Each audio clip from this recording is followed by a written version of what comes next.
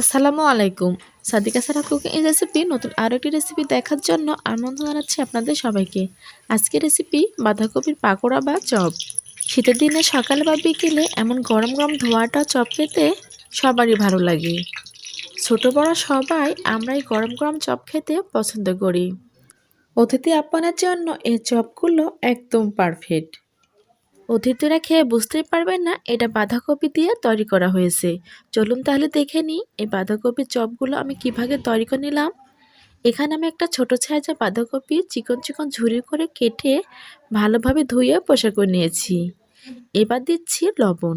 4 চামচের 1 চামচ লবণ দিয়ে আমি বাঁধাকপিগুলো ভালোভাবে মাখিয়ে নিব। হাত দিয়ে ভালোভাবে মাখিয়ে নিতে হবে যেন লবণগুলো বাঁধাকপির সঙ্গে ভালোভাবে মিশে যায়। মাখিয়ে আমি 10 মিনিটের জন্য এটা রেস্টে রেখে দিব। তাহলে বাঁধাকপি থেকে পানি বের হবে। বাঁধাকপিগুলো নরম সফট হয়ে যাবে, সেই সঙ্গে বাঁধাকপিগুলো কমে যাবে। এখন অনেকটা দেখাচ্ছে, কিছুক্ষণ পর দেখবেন বাঁধাকপিগুলো কমে চুপসে গেছে। 10 মিনিট হয়ে গেছে, আমি বাঁধাকপিগুলো আবারও হাত দিয়ে একটু মেখে নিচ্ছি। দেখুন অনেকটা পানি বের হয়ে গেছে, সেই সঙ্গে বাঁধাকপিগুলো অনেকটাই কমে গেছে। এবার বাঁধাকপিগুলো হাত দিয়ে এভাবে চেপে চেপে মোটা করে পানিগুলো বের করে নিতে হবে। আমি যেভাবে করছি ঠিক দেখে বুঝতে পারছেন আমি কিভাবে পানিগুলো বের করে নিচ্ছি। এভাবে সবগুলো বাঁধাকপি থেকে পানিগুলো বের করে আলাদা করতে হবে। সবগুলো বাঁধাকপি থেকে আমি এভাবে পানিগুলো বের করে নেব। দেখুন এখানে কতগুলো পানি বের হয়েছে। অনেকটা পানি বের হয়েছে বাঁধাকপি থেকে। এই পানিগুলো এবার আমি ফেলে দিব। বাঁধাকপি থেকে পানিগুলো আলাদা করে নিয়েছি। এবার দিচ্ছি বাঁধাকপির মধ্যে পেঁয়াজ কুচি, তার সঙ্গে দিচ্ছি মরিচ। এখানে কাঁচা মরিচ ছোট ছোট কুচি করে নিয়েছি। তার সাথে দিচ্ছি ধনেপাতা কুচি। ঝাল লবণটা টেস্ট অনুযায়ী আপনারা আপনাদের পছন্দ মতো কম বেশি করে বাড়িয়ে বা কমিয়ে নিতে পারেন। দিচ্ছি লাল লঙ্কার গুঁড়া, 4 চামচের হাফ চামচ লাল মরিচের গুঁড়া দিচ্ছি। তার সঙ্গে দিচ্ছি হলুদ গুঁড়া 4 চামচের হাফ চামচ। সবশেষে দিচ্ছি ডিম। এখানে আমি একটা ডিম ভেঙে দিচ্ছি। আমি এখানে বড় সাইজের একটা ডিম নিয়েছি। আপনাদের বাঁধাকপির পরিমাণ যদি বেশি হয় বা বেশি করে চপ বানাতে চান তাহলে আপনারা উপকরণগুলো একটু ডবল নেবেন। এবার সবগুলো উপকরণ হাত দিয়ে মাখিয়ে নিতে হবে। আমি এভাবে হাত দিয়ে মাখিয়ে সবগুলো উপকরণ মিশিয়ে নিচ্ছি বাঁধাকপির সঙ্গে।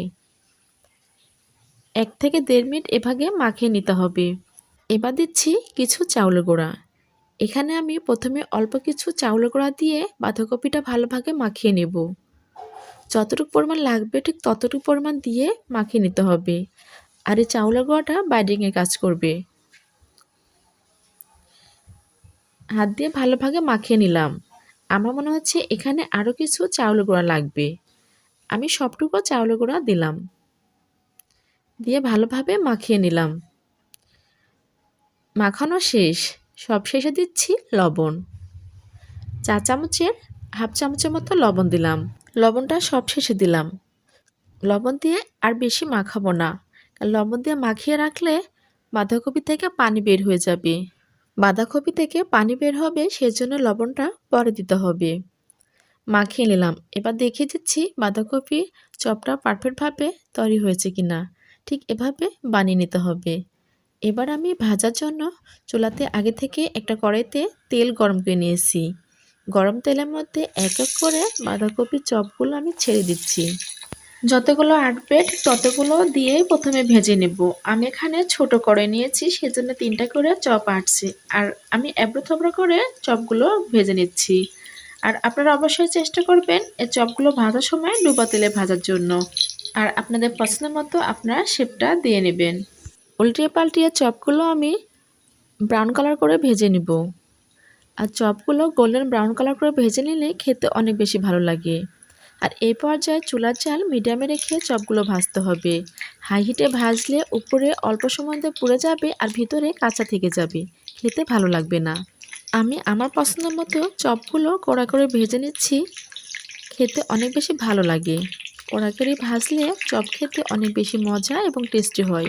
আপনারা আপনাদের পছন্দ মতো ভেজে নেবেন। প্রথম স্টেপে ভাজা শেষ।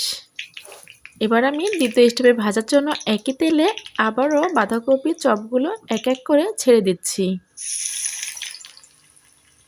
বাঁধাকপি পাকোড়াগুলো আপনারা যেভাবে ইচ্ছা সেভাবে ভেজে নিতে পারেন। এবড়া থেবড়া করে বা সুন্দর করে যেভাবে ভাজুন না কেন খেতে কিন্তু একই লাগবে, এর স্বাদ একটুকু নষ্ট হবে না। এবার উল্টিয়ে অপর পাশে আবারও একইভাবে ভেজে নিচ্ছি। এক পাশে হয়ে গেলে উল্টিয়ে অপর পাশেও ভেজে নিতে হবে। দুই পাশে উল্টিয়ে পাল্টে ভালোভাবে গোল্ডেন ব্রাউন কালার করে ভেজে নিচ্ছি। আমি সবগুলো একইভাবে ভেজে নেব। গরম ভাতের সাথে খেতে অনেক বেশি ভালো লাগে। আপনারা বাসায় এভাবে একবার হলেও বানিয়ে খেয়ে দেখবেন। আশা করি আপনাদের খেতে অনেক বেশি ভালো লাগবে।